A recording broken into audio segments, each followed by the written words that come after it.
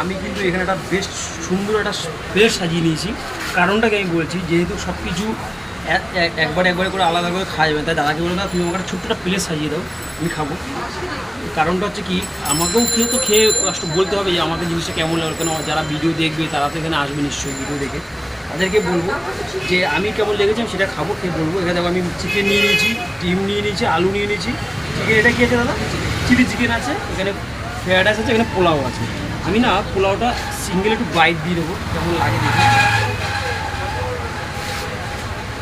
ওটা কিন্তু একটা মিষ্টির তো ভাব আছে, মানে এটা ভালো লাগে।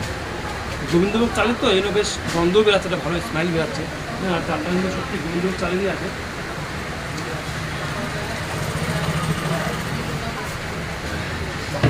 মাংসটা বেশ ভালো সফট আছে, মাংসটা ভালো সফট আছে।